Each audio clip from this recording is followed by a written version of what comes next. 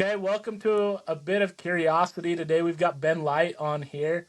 Ben is an operations specialist turned extreme endurance athlete. After spending years working in telecom, Ben got himself more into ultra running, which is anything longer than a marathon. Currently, he's married with 3 children living in Utah. When he's not with family or running, he owns a coaching and speaking business called Adventure Your Potential. His business is focused on helping others unlock their hidden potential through his defined process. Through this methodology, he has successfully completed several events over 300 miles in a single push. He has successfully built a career around his passion as a sponsored athlete, endurance coach, personal trainer, brand consultant, and motivational speaker. So right off the bat, Ben, it's quite a bio. Let's just dive right into it, right? Like, what is it like to push yourself to the extremes and to run 300 miles in one push? What is it like? I guess you got to be pretty okay with being uncomfortable because it's not the most comfortable feeling, but it's very rewarding. I mean, why would anybody continue to strive to raise their bar, when you're pushing through a level of discomfort, if there wasn't some type of rainbow or pot of gold on the other side of weathering the storm? And for me, it's just, what can I do? I've always had that question. It's with a driving force deep within is like, well, can I do that? Like when you see somebody do something epic, and there's people doing epic things all the time. And what's special about them versus me? Do they have some superpower, or, you know, do they have a dream? Do they believe that they're capable of it, and they wanted to go out and try to achieve it and see if they're perfectly capable of it? And that's kind of like that driving force behind myself. Is I had two loves. One was the outdoors and one was fitness. And when I found ultra running, it was kind of marrying those two loves together. And ultimately it created a third love. And that was, what am I personally capable of? So that human achievement, and problem solving and achieving. Yeah, so 300 miles, like, I think, I don't know. It's kind of unfathomable to a lot of people. A lot of people that are going to pull up this podcast, going to listen to it, they may have heard of the ultra running community. Really, we're not a running podcast, right? We're focused on just questions and learning and growth. And so with that, right, like you look at what 300 miles, like, do you sleep? Like, what does that look like? What do you eat during that? Like, you've got all the questions, right? Like, as I've done a 50 miler. That's the furthest I've gone, but I'm married to a woman that's done several 100 miler races, right? But it's a whole nother animal when you stretch it. Like, well, okay, for most people, 100 miles is a whole nother animal. We're talking about 4 marathons, like, consecutively without sleep, right? But when you do 300 miles, what does that look like? Well, it looks like 50 miles times six. That's what Well, it looks okay, fair. Yeah. It's just So, like doing it. I mean, it's just a little bit longer. So like, obviously I didn't just go out the door one day and go, I'm going to run 300 miles. It's like that, if anybody's ever progressed in any type of activity or maybe hobby, it's like, how much, you've gone this far. Can I go just a little bit further? And it's like baby steps over a few year process, like mini wins and continuing to raise the bar and problem solving to get the next distance and the next distance. And truly, once you hit a certain level, I guess, or a certain distance, or whatever a person's, personal challenge of growth is they start to learn that there actually is no limit. There truly is. There's truly no limit. And it just does. Is it possible, and does the math add up? And I'm a very big numbers math person. And if there's something that you're trying to go for, and a goal that you're trying to achieve, is it possible? And do you believe in that you can achieve it? That's the most important thing. It's your attitude towards yourself and the goal. And I think there's a lot of goals out there that each of us have, and we wonder if we could do it. It's just finding the the courage and the drive and that pursuit of working towards it and investing the time and in developing the ability to do it. Yeah, for sure. No, that makes sense. It's well, I want to come back to some of that stuff, but we got to get the big elephant out of the room. Like, I think everybody's wondering, okay, 300 miles, like that's a lot, right? Like, A, how many days does that take you? And then B, what do you think about during that when you're running 300 miles? We could spend a whole entire podcast on the whole thinking about, because you got a lot to think about. It's 300 miles, and It's a long way. Yeah. the length of But time that it takes you is determined on a lot of outside elements, internally and externally. So obviously, pace determines, and your fitness determines speed, and then your pace also is determined by your environment that you're running through. So are you on a trail? How smooth it is? Technical will dictate pace. Uphill, downhill, flat will dictate pace. So when you're going 300 miles, it's very hard to find a straight 300 miles unless you live in like the Midwest or something like that in the flatlands and stuff. And maybe you for can run sure. flat for 300 miles. But here in Utah, you're going to run into something that's going to be vertical or that's going to take you up and down. And the two different times that I've ran over 300 miles had a lot of vertical gain and loss to it. And so for me, they roughly came in right around the same time frame. It took me about 10 hours, a little over 110 hours to do that. So that comes out to like 4.5 days Yeah, to complete that. And obviously, over those 4.5 days, um, the first time was my Wasatch Tahoe project, where I ran the Wasatch 100 and flew over to Tahoe and ran the Tahoe 200. And still, the 4.5 days, I slept for probably roughly 3 total hours out of those 4.5 days. And then the second time I ran it was our Utah Brawl route. We created a route that went from Bear Lake all the way down to Soldier Hollow. And it also took us just over 110 hours. And we there slept, I would have to say, close to 3 hours max as well. Like probably you're going to say about an hour each night, roughly, cat nap yeah. to bleed off that melatonin that's building up on the brain. What does that do to your sanity? Oh, well, I'll tell you what, if you want to lose your mind, if you want to see somebody lose their mind, don't sleep. So sleep, that Absolutely. melatonin building up in the brain, it can really alter a person's thought process and reality process. And I've seen some pretty crazy things from other runners that go into a very heavy sleep deprivation. But for myself, I've had some pretty unique experiences when I hit that sleep deprivation. And it's always good to always have a buddy running with you to keep things in perspective and to keep you safe.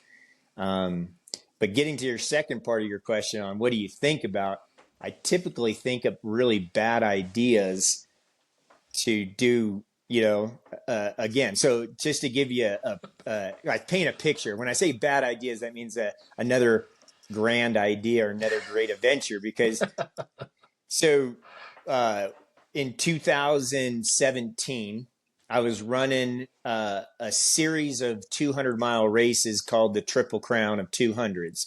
And it's 3 races. At the time, they were roughly 6 weeks, in a total of six weeks apart from each other. So you would run a race and have 3 weeks, and then run another race and have 3 weeks and run the third race. So in a 6 week time frame, you ran 600 miles. And on the very first of those races, I was probably coming close to probably the last like 35 miles of the race. And I was running by myself, and I caught one of my buddies, one of my really good friends, Mike, and we started running together. And I started talking to him about what idea I was having. I was deep in thought, and I was kind of running the numbers. And this is the scenario is like, so I live in Utah, and there is a race here called the Wasatch 100, a Yeah. very popular old school 100-mile race here. And it lands on the exact same day as the Tahoe 200 out in Lake Tahoe. Yeah. And the Tahoe 200 is part of that race series of the three 200-mile races. And it was going to be the next race after this race that I was currently in called the Bigfoot 200 up in the Pacific Northwest. And so we were getting to the end of this, and I told Mike, I said, hey, Mike, I got this idea. Like the Tahoe and the Wasatch start the exact same day, the exact same morning, but they're in two different states.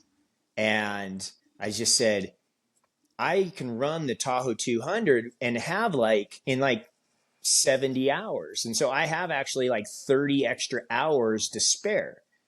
Now, could I run another 100 miles in those 30 hours? And I was like, what if I ran the Wasatch 100 because it starts first and it's a shorter time frame. You only have 36 hours to finish it.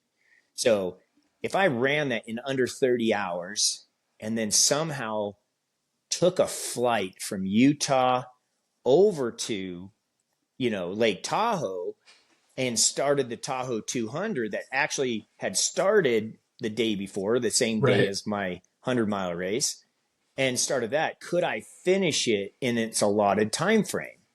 Could I get 300 miles in the same time as that race gives other runners to do it to do 200 miles? And what remind me? I think you just said it, but what was the time cutoff for the Tahoe 200?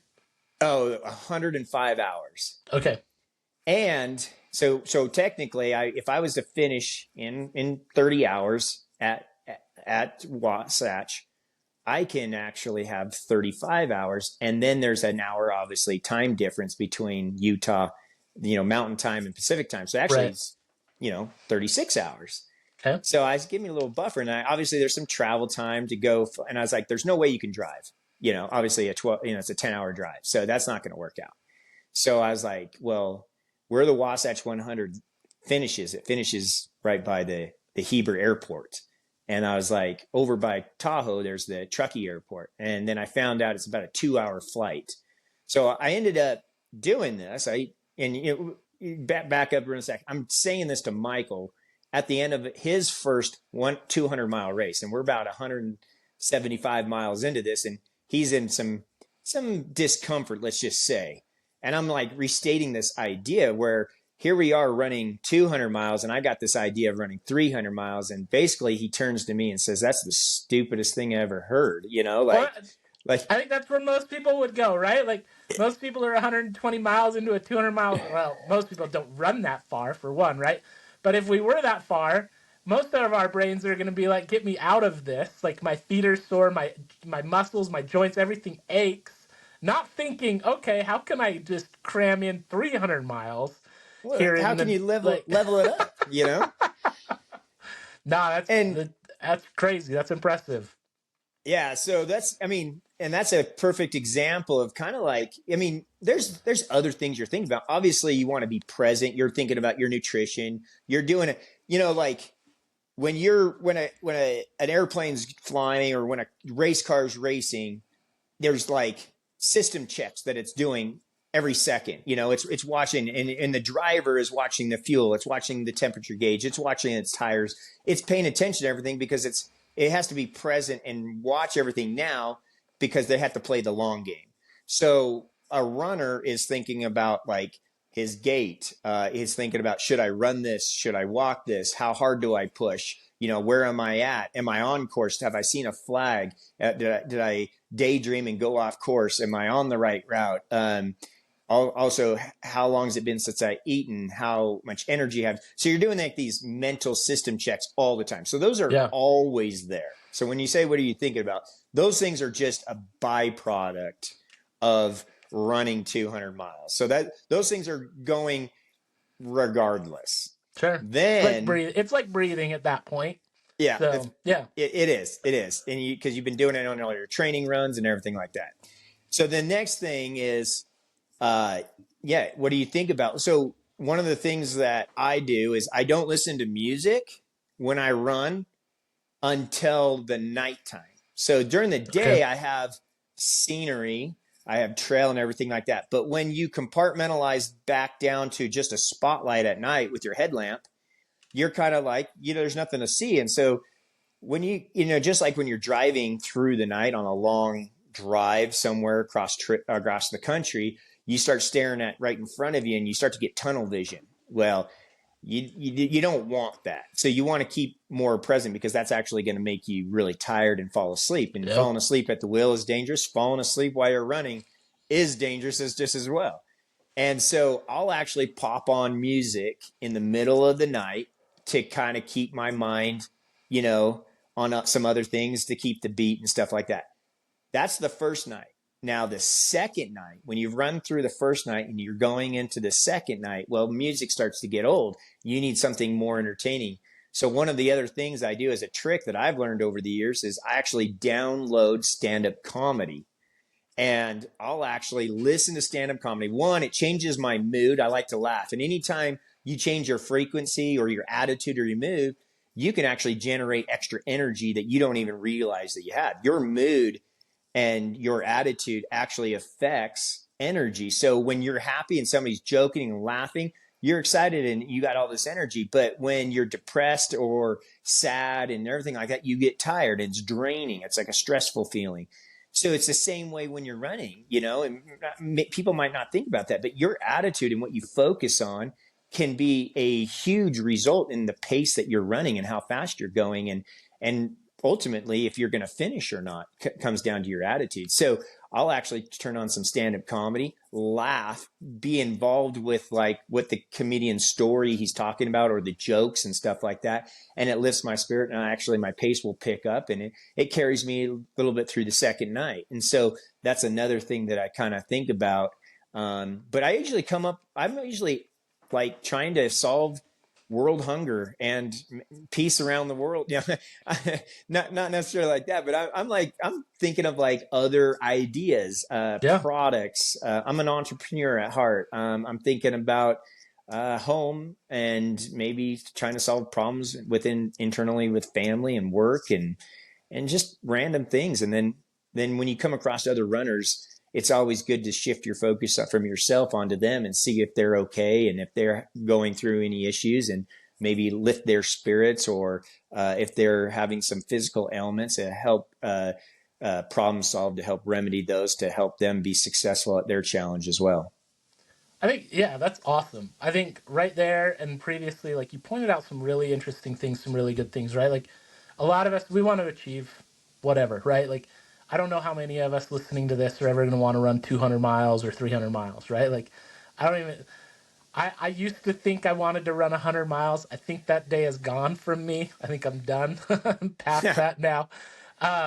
50 miles, like, okay, I checked that box. I'm content. I don't need to go further than that. There's some other things that I do want to do, right? Like, but over an extended period of time. Like I've always wanted to do soft rock, which is essentially the hard rock course over 4 days, right? Like it's 100 miles, but doing it in 25 miles a day, I think that could be doable, right? Like for me, in where I'm at, right? Like doing the John Muir Trail, take 7 to 10 days to go do the 216 miles, right? Like stuff like that. Okay, like it's pushing it, but there's also other aspects where a lot of this stuff relates really well, and it could be whether I'm going to start a business or whether I need to improve my marriage or I want to buy my first home, whatever that looks like, right? Like I can apply a lot of these principles to that. And I love the concept that you bring up as finding joy and laughter, right? Like and how that helps kind of take your mind off of it. But then I really go to the next thing that you talked about, and that was serving others, right? Like, and that's one thing that I've always loved about the ultra racing community, the ultra running community, is that out there, you're all out in the same crazy adventure. It's not, you're not there to jump or step over the other person. Like if somebody's struggling, you're gonna hand them your gel, and it might be your last gel, right? Like you're gonna pick them up off the floor. You're gonna encourage them to, hey, like the aid station's just another couple miles up here. Like keep going. And there's a lot of opportunities to serve each other, and it brings this just great tight knit community feel to the ultra running world. And I feel like I see it, the further the distance is, the more that is accentuated, right?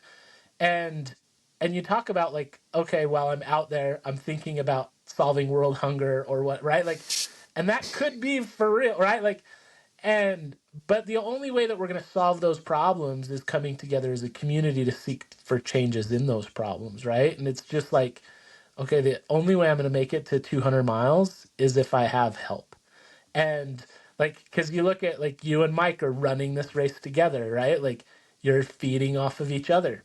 And oftentimes in these longer races, you're gonna have a pacer, you're gonna have crew, you're gonna have like there's not a lot of times that anybody's doing it truly self-supported. Sometimes it happens, right? Like, but it's not that often. It's usually within a community, right? Like whether it's family helping or friends or the greater running community as a whole.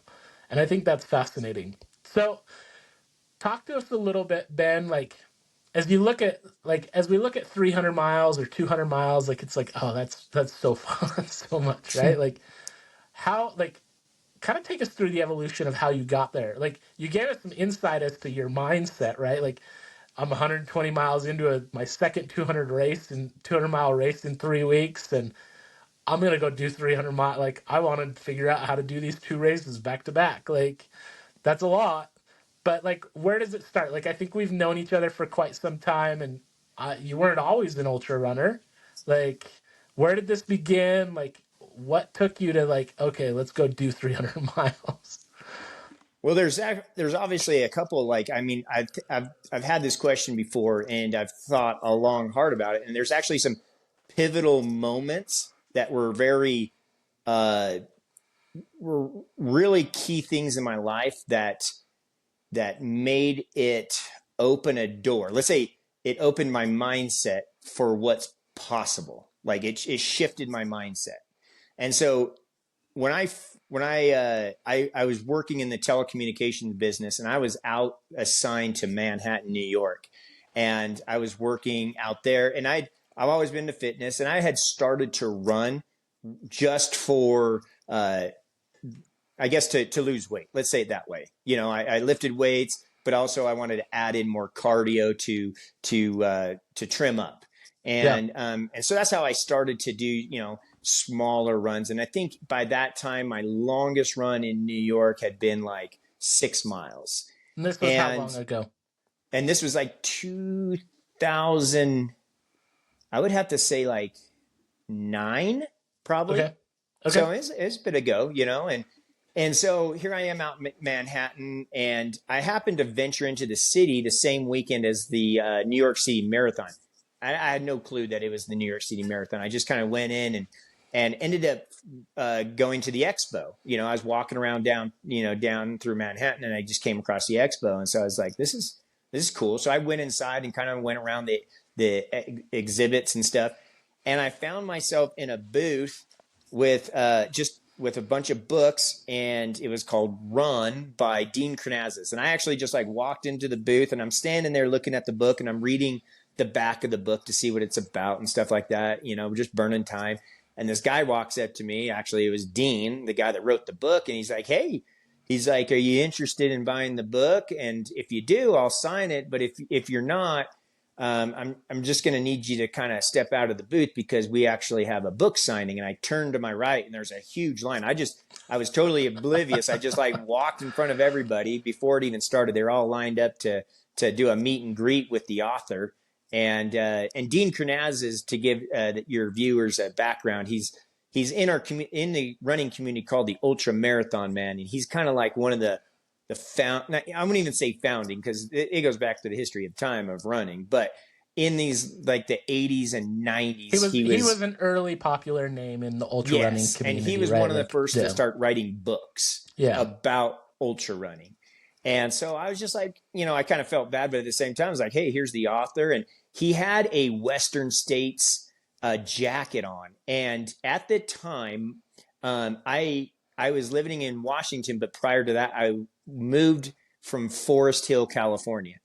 And in Forest Hill, California is the center of the Western States 100 Yep. race. And so I learned about this race, and he had that jacket on. I was like, oh, I know that race. And so this guy's obviously finished a pretty profound race. You Yep. know, I had no clue who he was. And so I just kind of like, hey, it's $20. I paid the $20, had him sign the book, took a picture with him, and, moved on, you know? So back at the hotel, I had nothing else to do except for read the book in like 2 days. And basically, the premise of the book is talking about his journey in ultra running and how, he's trying to encourage others that just go out and do it. Have the courage to just do it. Anybody's capable of this. You just have to start. That's really the premise of his message. And it sat in my mind for like 2 years. Could I possibly do this? So that was one big major seed planted, was meeting Dean, reading his book, and starting this like running journey. And it kind of planted a seed of, could I do that? But at that time, that goal of 100 miles or whatever was way beyond. I mean, way beyond that I could even think. I like barriers. I threw up barriers. There's no way that I could do this. These people are different. I have no clue. Like I don't even like running. Like let alone like even my 6 miles that I've done. I thought that was stupid. Like why do people even do this? And so that was a big, like there. So it sat, it didn't like, I didn't just go out the next day and run and go, oh, I'm inspired. It took Yeah. about 2 years of self contemplating, self doubting, trying to get the courage up. Well, I moved to Utah and ended up meeting, and actually, I believe, and this is kind of interesting, but your wife was part of the Wrangler group that I kind of just met through a Facebook group here in Utah, and I started to go on some training, like morning training, early morning training runs on the trails, because I was like, I just and they were the shorter stuff, but I wanted to learn a little bit more about trail running and getting in shape, and I liked the community. Well, all these people kept talking about the distances that they were running. And I was just like, well, these people are no different than me, but they're talking about their 50 mile or their 100 mile. And at this time, my longest distance was 12 miles that I ran. Yeah. Like not even official marathon race, just I was just ran for 12 miles kind of a thing. And so I ended up I'm going to try to speed up the process, but I ended up getting the courage over a 3-year period from the time I read Dean's book to actually signing up for my first ultra event of a 50K, which is 31 miles. And I went and ran it up in Spokane, Washington, and I finished it. And I'm like, all right, I finished 31 miles. It's the hardest thing I ever did. I was like, never again, kind of a thing. This is stupid. Like, but I can say that I ran an ultra marathon. I'm an ultra marathoner officially, you There you know. go. And so, and I had like, I mean, obviously there was a little desire. I wonder if I could go farther, but realistically, I was kind of destroyed by how bad that hit. And I was like, I couldn't imagine going up to 50 miles or beyond. And so, come a year later, I get a message on Facebook from a friend from high school. And this friend has a coworker that has a daughter-in-law that lives in Georgia. Now, she's going to come from Georgia over to Lake Tahoe to run the very first Tahoe 200. The very first year is 2014. Yeah. So 2013, I ran my first 50K. So it took 4 years from reading the book pretty much to like executing that event. It was like a 3 or 4 year process. Yep. And so she knew that I ran this 50 mile, I was doing this trail running. And so she was like, reached out to me. She said, hey, I have this coworker that has this daughter-in-law that's coming out to Tahoe and needs pacers. Now, again, for your viewers, pacers are someone that joins the runner on a shorter segment of their race to kind of make sure that they're a safety runner, like somebody to Yep. run with them and be a guide. Yeah. So they'll Uh, usually run along with you for anywhere from 7 to 25 miles, depending on the segments or yeah, what the race is or whatever that might be. And they're full of energy because they're coming in fresh, and they can make sure that you continue to eat and fuel, etc. Right? So yeah, Yep. pacers are a lifesaver in the ultra running community for Yeah, it's sure. part of that serving others. You know, you're Yep. serving, you're helping, you're giving some of your time to help others achieve their goal. And so she reached out and asked if I'd be interested in helping, and I said, oh man, yeah, of course, because I grew up in Reno. I grew up hiking all around Lake Tahoe. I'm very familiar with the area, and I had another buddy that I do backcountry skiing with that is actually going out to do the race himself.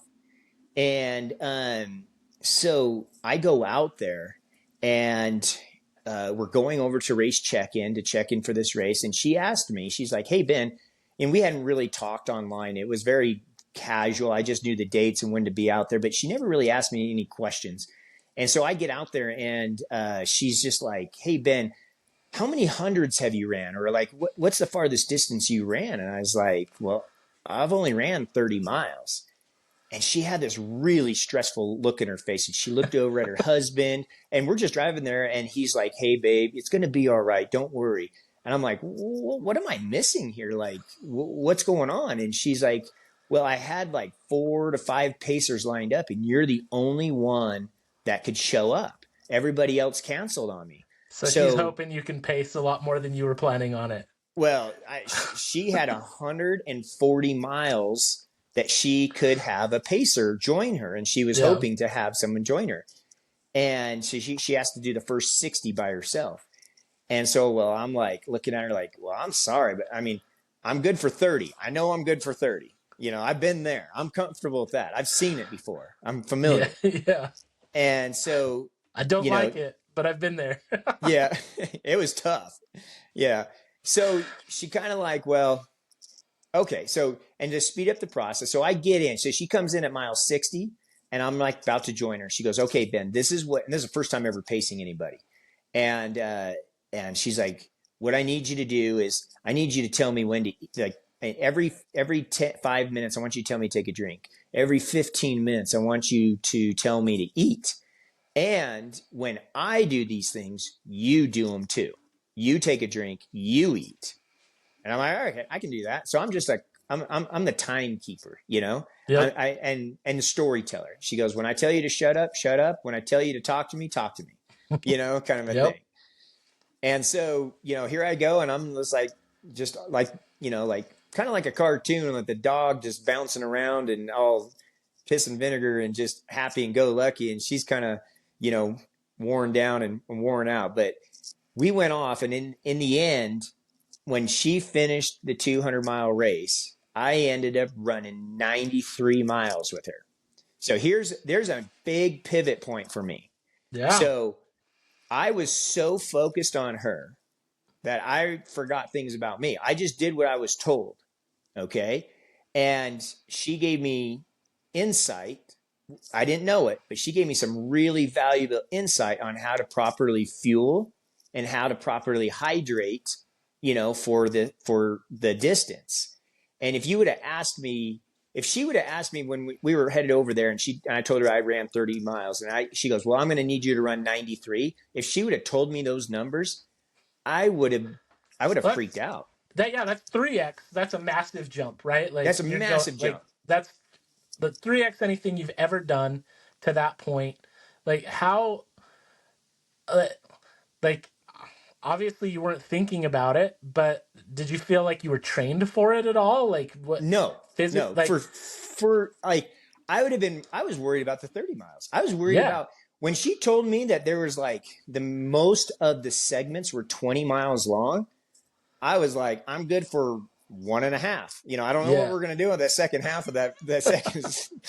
Like, hopefully there's a road I can hitchhike or something like that. But at the time, I was like, I'm good for till I'm not good. You know, and Right. I would have I would have freaked out. You know, that massive 3 times jump of what I've done. You know, but in the end, I went 3 times farther than I had ever done, and I actually got to witness other people running because you know, obviously there's about, you know, 100 there at that year. There was about 100 racers, and they came from every shape, size, age, and walk of life. Sure. And a lot of them were not as in shape as I was. and they were completing it. And so seeing and witnessing someone else complete something and me doing almost half the distance, I instantly got a huge shift in my mindset and a dump of confidence that I want to do this race. I want to run around Lake Tahoe. I want to run 200 miles. Could I possibly do that? And within like 4 weeks after me pacing that 93 miles, I had already emailed the race director and signed up for the next year's Tahoe 200 because I wanted to see if I was capable of doing that. And that Yeah, I was a think there's huge shift. yeah, I think there's a couple things there, right? Like one, you saw other people do it, and so you're like, okay, this is doable, right? This is possible. And I think that's one of the things that we see in our lives, right? Is like they're the dreamers that go out and lead out and do things that haven't been done before. And then there are those of us that see other people do it and we're like, okay, I can do that, right? Like I can make that happen. And as we see within the business community, right? Like a lot of people are doing great things and accomplishing great things, starting wonderful companies, etc., because they're seeing other people do it. And it's amazing to see how much younger that demographic has become in starting up companies, right? Because kids are on their phones, they're in technology when they're in middle school, elementary school, right? Like, okay, I can go be a coder, I can develop I can develop an app, right? Like I can build this because they've seen other people do it, and it just becomes younger and younger. Kind of take us through. So as you've taken us through your journey, oh, the second thing on that is going 90 miles. One, I think your body was somewhat acclimated to at least going long distance. 30 miles is still a pretty long distance, right? And but then you also slowed the pace down.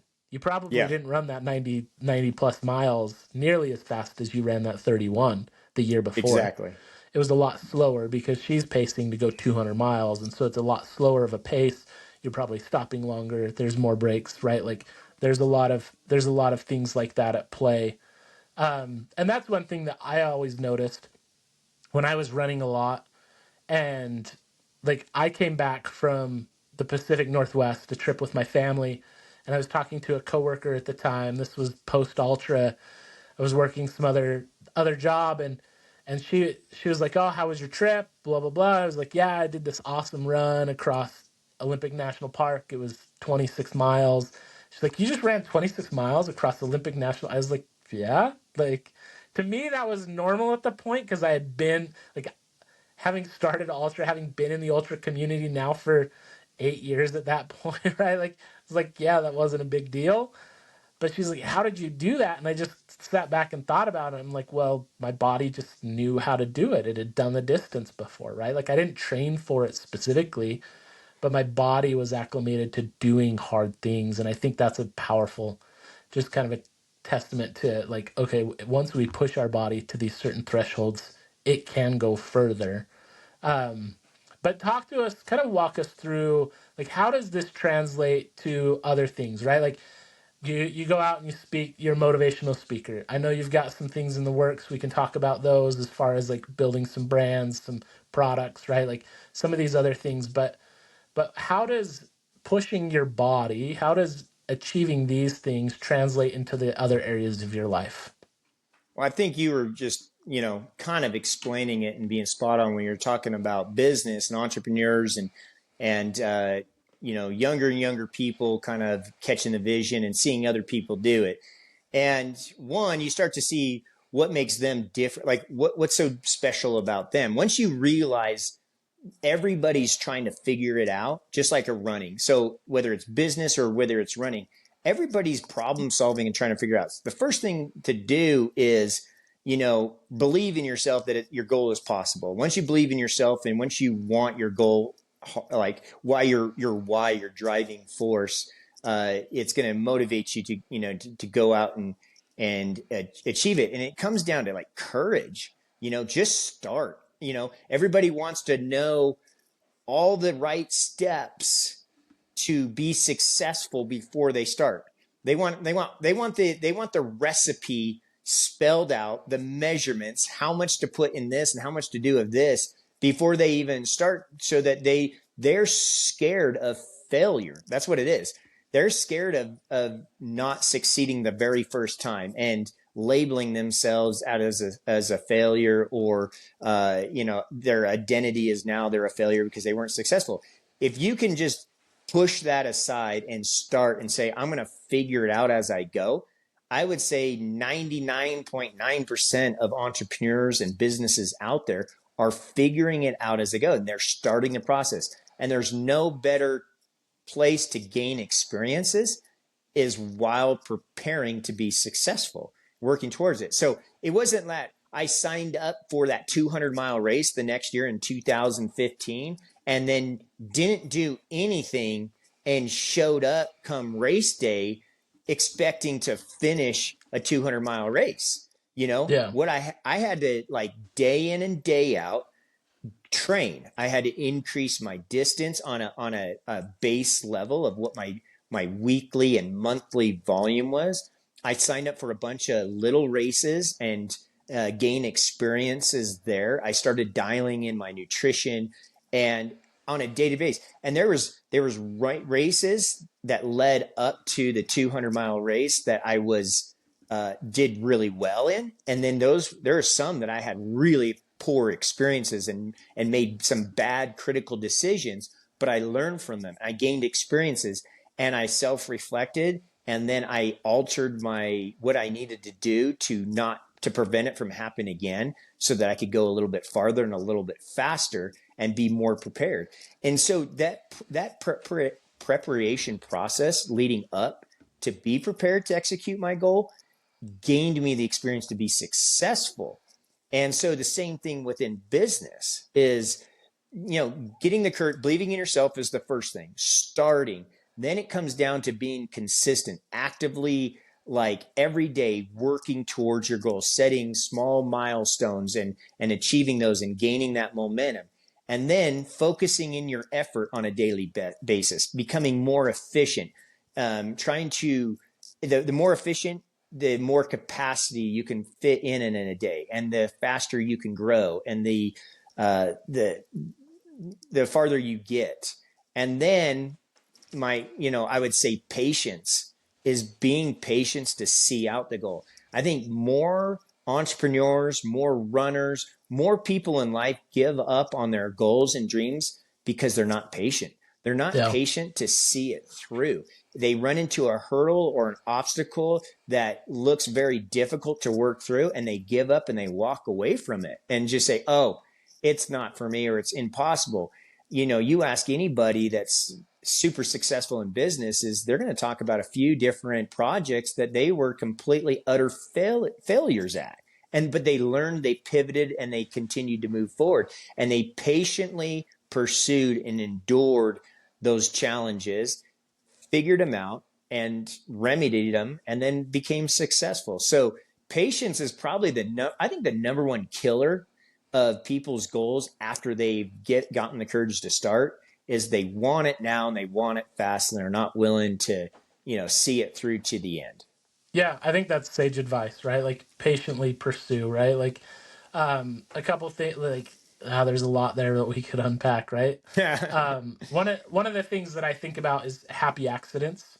And as we patiently pursue, the happy accidents come, right? Your story of like going 90 plus miles with her in the Tahoe 200, like that's kind of a happy accident. Because if you would have paced her for 30 miles, you would have probably never signed up for Tahoe 200. But No. it was the fact that you had gone 90 miles without really recognizing it, which I know for most of us is like, is that really accurate? Like, is that true? But having seen it, right, like you get in the mode of just helping someone else. You're outward focused, which is a powerful lesson in that as well, right? And that happy accident just happens, right? Like when we started Ultra, like it was kind of a happy accident, the timing of it, right? Like yeah, the timing of it was 2019. It was in the middle of the recession. It was a bad time to start any company, but there was also the happy accident of like, okay, while after we had got started, Christopher McDougall released his book Born to Run. There was kind of this barefoot minimalist craze. People were thinking outside the traditional footwear box, and looking for other options, right? And so there was this happy accident that occurred. You talked a lot about failure in that last statement, and just the patience to overcome failure. What would you consider is kind of your biggest failure? Oh man, I have failures all the time. It's just, but from a biggest failure, I would have to say my biggest failures have been my biggest pivotal growth moments as well. And that's something I share with a lot of people, like in my speaking, because one thing, you dream big, especially if you're going to start you start a company or something like that. You have big dreams. You have dreaming big, and you're like, and you might be, obviously, if you're doing it right, you're sharing what you're doing, you're sharing with others, you're getting, people excited about it and everything like that. And then if it doesn't go your way and you fall flat on your face, it's a, it's a, it's a, it's a big moment of, are you going to get back up and continue forward, or are you going to about face and go the other direction, kind of thing? What are you going to do with it? And that's what. And so there was one year, and so just like that Wasatch Tahoe idea, I had a crazy idea. I did this race in Europe that I learned about it, and then I did it, and then I learned that it was one of the 5 hardest races of this race series. And one of the races of the other 5 races was running the entire distance across the Pyrenees. And from one side, the Mediterranean to the Atlantic, on the border of France and Spain. And so it being almost 500 miles. And I was like, oh, that sounds awesome. I want to do that race next. And so I started to follow the race information, the race director, getting on the website, getting the emails, joining the group, and getting the information. Well, the year that I was going to do it, the race had to be canceled because of some issues with permitting from the year before that they had to resolve with some things. So basically it was canceled. Yeah. So I sat there and was bummed out. But at this time, I had already done that Wasatch Tahoe. I created it. I got this courage and this, I can do, why do I need a race to run across the Pyrenees? Because they have towns, they have refugios, they have all these different places. Why can't I just do it myself, and make it, and maybe how fast has someone ever done it? And what support did they use? And so in our community of running, there's things called FKTs, which is the fastest known time. And that's a particular route and who's the fastest human to ever complete it and document it. And so I started doing some research on that. So I built up a project called the Pyrenees Project. I was raising money, decided to raise money for an organization. I started to get sponsorship to help cover the logistics and the travel costs. I had a film crew that jumped in. University wanted to do some testing on me while I ran across this. It started to become a really public, big thing. Yeah. And I was really, really excited about it. And this was definitely stepping out of my, comfort zone. At this time, I'd only ran 300 miles, and now I'm going up to 500 miles. And so I go over there to do it. Self-supported at that, essentially. It was No. a self-supported effort, where I planted caches along the way. So we showed up a week early to drive across the Pyrenees and plant stashes of gear and nutrition so that I could run across. Yeah.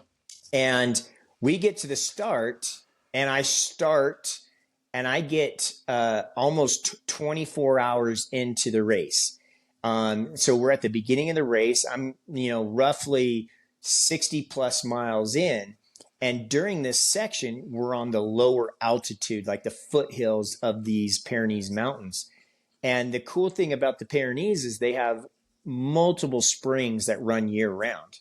And Yeah. I did my research. I had all this information. I mean, I was researching forever. One piece of information that I missed was on the lower elevations, the natural springs run off of rainfall. And leading up to this, when I started my event, they had over a week of a heat wave with no rain. I didn't I didn't So check the weather. there was no spring when you needed water. So I get, 20, 30 miles into this and I started hitting water sources that I was counting on and there was no springs. Yeah. There's no water. Yeah, And that's in rough. fact, the heat wave was still in effect. And so here I am in this humid climate, no water. All the food that I had on me was dehydrated meals, freeze dried from local sponsor. My nutrition was powders that went into your water. Everything pivoted on water. Water Yeah. was the main source, and I Yeah. was not hitting water. And so I hit a point where I had to keep moving forward without water. And I ended up going in almost a whole 50 kilometers, with 30 miles without any water. I started cramping. I would get to a point where I had to like lay down on the trail. Um, I ended up getting to a town where the camera crew was going to film me coming through, and I was I was in a bad place. I had heat exhaustion. I ended up having to, and this is something you're allowed to do on self-support. I was able to check into a hotel, like a little hotel, to get out of. I needed some rest. I needed to Yeah. take and try to remedy this heat exhaustion. And so I ate food. I, brought my temperature down. I slept. I got up the next morning and I continued on, and it was not a good scenario. My heart rate was still going way high without little effort. The whole thing just blew up. So I was going for this major, major run, had this huge project, and I completely fell on my face. Let me just say, I had to pull the plug. Like, I was in no condition. It took me about 3 days to recover from that heat exhaustion to function. There's no way that I was going to continue on and move an Yeah. average of 60 miles a day with roughly 30,000 feet of vert per day. No, that's rough. Put all the wheels in motion, get everything set Yep. up, like go across the Pyrenees to set up all of your caches, and then 60 miles in, pull the plug, right? Like even after trying to recover, it's hard to come back. Like, and that's the thing about running, right? Like once you've fallen into a deficit like that, it's really hard to come back, right? Like Yeah. sometimes you like if it's a mental deficit, you can usually work out of it, but that's the importance of hydrating and proper nutrition, right? Like, and it plays such a big part. So that's tough. Those, but how much did you learn from that, right? Like Yeah. you learn, That's okay, now the I got to do more research than I thought I needed to do to make sure that I've got everything squared away, right? Because you could have, like, knowing what you know now, okay, I could have had more water caches set out, right? Like I could have had more sources of water, knowing that the sources of water weren't available. And then, okay, then I probably could have pushed on and completed it. But um, yeah, it's yeah things like yeah we can control it. We can try and control for everything, but sometimes things outside of our control happen and can throw us for a loop. And but that hasn't caused you to give up on extreme endurance events, right? Like you attempted the AZT, the Arizona Trail, a couple of years ago, and again another unsuccessful attempt. But as we talked before, like you're gonna go try it again. Like Yep. and it's still on the list as much as it sounds like you love the desert trail. Yeah. But So, we, like going from that Pyrenees, I went back home and I totally reanalyzed everything. I changed a ton of things up that has actually made me, if I would have been successful, I probably wouldn't have changed anything. I yeah, would have stayed the same. yeah, So, but by the like falling on my face, I had to make some changes. There were some pretty apparent chinks in my armor and weaknesses in my chain. And so going back and repairing those things and making those changes, I became actually even a better, more powerful athlete that's led to, you know, bigger accomplishments today. And so if I I've been asked one time on another podcast is if would I change any of my failures in the past? And I would say no, because my failures are what has made me who I am today. I had, um, I guess that comes down to each individual person, like how they responded to their failure. That might be the determining factor on if you would have changed or not. And because I feel like my response was for the better and for a growing opportunity, I would never change that, because those were my biggest growth points in my life, Yeah. are around my failures and not my successes. Yeah, and I think like that's powerful, right? Like as we take our failures, we need to learn and grow from them, right? I always I always turn kind of go cross-eyed when I hear the Michael Jordan story about how he was cut from his high school basketball team, because when you fact check it, okay, yeah, he was cut as a freshman. He was a freshman in high school. Then he was cut from his high school basketball team. Like, okay. But what that failure did for him was it caused him to go and like have this like morning like I suck moment, but his dad kicked him in the butt and said, "No, like go back, work harder and you'll make the team." And that's what he did. And he learned just the work ethic that needed to really go into being a great player, right? Like, yeah, we all have skills, we all have talents, we all have abilities, but if we don't put in the work ethic, if we don't overcome and bounce back from our failures, we're not going to experience these big successes. Ben, I want to fire off some quick rapid fire questions. You can Sure. take as long as you want to answer them if you need to. Um, but let's kind of move through these. I'll rapid fire them. I'll let you answer. I won't add any commentary, but I just want like let's get into your psyche a little bit, and then we'll go ahead and wrap this. But so first off, what frightens you? Getting old.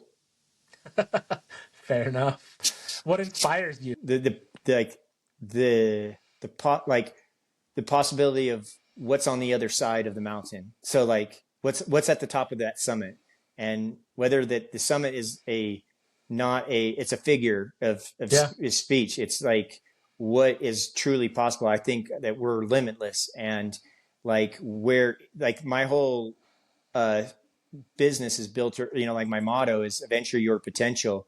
And what is my potential? And I think it's limitless. So how far can I get before I kick the bucket? yeah. No, I think that's fair. I will add a little commentary, just a little caveat to that. Sometimes we are limited by our physical like injuries, certain things along those. Right, there are sometimes limits per se that are like I was a huge proponent of when we had this tagline zero limits to ultra, right? Like I do think that we can push beyond what we think is capable, but we also have to understand too sometimes that like if you do end up pushing yourself to certain limits, it could be detrimental to your health. I have Achilles tendonitis right now, and I'm fighting through that. The last thing I want to do is fight too hard that I snap an Achilles, right? Like, so there are some that like we are limitless to a limit a little bit, right? Fair. Um, and you probably argue with me on that a little bit, but that's okay. But what gives you hope for the future? I believe that humanity is good. Awesome. I love it. What is something that you would want to tell your 18-year-old self? Don't be afraid to work harder. Love it. What book are you reading right now? Oh, I just finished Cameron Haynes' Endure. I haven't started a new one just yet, but I literally just finished it this weekend. Okay. Did you like it? Was it a worthwhile read? Oh yeah, he's a friend of mine, and it gives me more insight in who and why he is the way he is today. Cool. Awesome. What book have you read in the past 12 to 18 months that you would highly recommend to others? Whew. Atomic Habits, Endure. I have So I've another got Atomic buddy. Habits right here. So, Yeah. yeah. Uh, there is another Endure book, Mindset. Like, I wouldn't say these are probably more than 18 months, but these are big ones that made profound influence on my mindset. Sure. And then I have a buddy down in LA that has a book out called Mask, and it was very interesting to read as well. about the Hollywood lifestyle and popularity lifestyle and how they live their lives with a mask on and taking the Oh, mask interesting. off. Yeah. Yeah, Yeah. I think sometimes when we get in the limelight, right? Like we don't want to reveal our true selves. And exactly. then we start to deal with a little like, who am I really? Right? Ex- There's definitely some aspects to that. yeah. What's your favorite place you've traveled and why? Favorite so far. Oh man, the Pyrenees for sure. Oh my Okay. gosh. Andorra is really cool. Anything along the Pyrenees, like where they do the Tour de France, is super spectacular. And then the next was the Azores off of Portugal. Okay. Um, I'm actually, that's my heritage, is from the Azores. That's where my some grandfather or grandmother were both from. And when I took my dad back there a year and a half ago, 2 years ago, and it was incredible to see things that were like from the 800s or thousands, Yeah. like paintings and stuff like that, and to Yeah. actually know that's over 1,000 years old. It's pretty incredible. No, I it's like fascinating. Europe is fascinating because it is so old old, right? stuff. I like Like history. here in the US, we don't comprehend old Yep, because the oldest buildings here were built in like the 15th and 16th century. Well, really the 16th century, whereas over there a lot of stuff built in the 5th and 6th centuries, right? Like exactly. so yeah, it's fascinating. Well, that's awesome. Ben, it's been a pleasure. To wrap it up, let us know what else are you working on? Like I know you've got a couple of big things in the works. What does that look like? And Me and my buddy Mike that I've mentioned before, we're about to launch an event company next year. Hopefully, that's our goal. Adventure. It's called Great Western Adventures. It's just we're gonna have some new, exciting races here in the local Utah area. That's all tied into the Great Western Trail, and then I'm hoping to start like a gear company as well, called FKT Sports. And awesome. it's just I have a bunch of ideas, let's say that way. Another thing that I think of while I'm running, and some products, and I see some holes in the market that could be filled and have great benefit for other runners. So I have a couple ideas and see if we kick off a Kickstarter to see how well it does. Awesome. Good for you. Well, how can people follow you or keep in touch with what you're doing? Best way to follow me is adventure.your.potential on Instagram. That will link over to just Ben Light over on Facebook. And then my website should be completely finished in the next about month. And that's adventureyourpotential.com. Awesome, Ben. Well, thanks for your time today. It was a pleasure. Awesome. Appreciate having me on.